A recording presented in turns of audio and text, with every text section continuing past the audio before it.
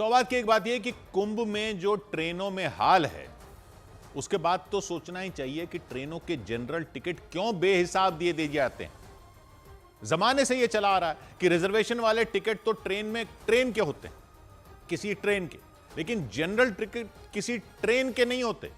General ticket सिर्फ जहां जाना होता है उस स्टेशन के होते हैं कि प्रयागराज जाना है तो प्रयागराज का टिकट लो और किसी भी ट्रेन की जनरल बोगी में चढ़ जाओ।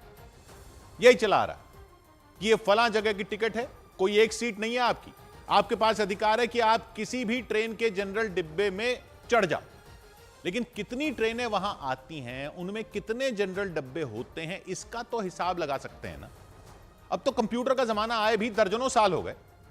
जितनी ट्रेनें हैं उनमें जितने जनरल डिब्बे हैं, उनमें जितने लोग जा सकते हैं, उनसे ज्यादा आप जनरल टिकट दिए जाओगे तो लोग कहां जाएंगे। लोग जनरल डिब्बों के अलावा जो दूसरे डिब्बे हैं उनमें चढ़ जाते हैं, रिजर्वेशन वाले डिब्बों में चढ़ जाते हैं, यह मानते हुए कि टिकट तो है ही। दूसरे डिब्बे भी भर जाते हैं, पूरी ट्रेन भर जाती है। उस जगह जितनी ट्रेनें आती हैं वो सारी भर जाती हैं, लेकिन जनरल टिकट फिर भी मिलती रहती है। यह मारामारी को दावत देना नहीं है तो और क्या है। पहले लोग ट्रेनों की छतों पर चढ़ जाते थे बहुत साल पहले, लेकिन अब तो सारी लाइनें बिजली वाली हो गई तो वो भी बंद हो गया। लेकिन जनरल टिकट वैसे ही मिले जा रही है। भर्ती की परीक्षाओं के वक्त भी यही हाल होता है, सबको सेंटर पर जाना होता है परीक्षा देने। दिवाली छठ पर भी यही होता है, सबको घर जाना होता है, जनरल टिकट मिलती रहती है।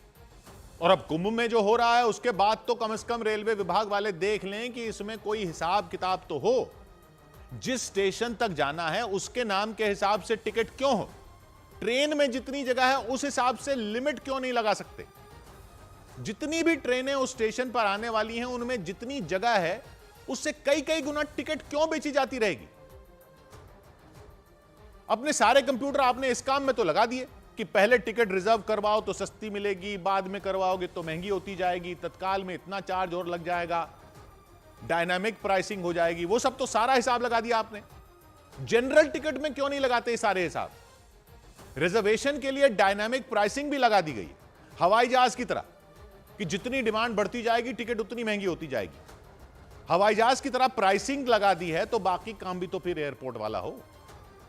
ज्यादा डिमांड पर टिकट महंगी होती चली जाए और रिजर्वेशन लेने वाला स्टेशन पर भी खड़ा रह जाए, डब्बों के दरवाजे ही ना खुलें क्योंकि उसमें तो जनरल टिकट वाले चढ़ गए।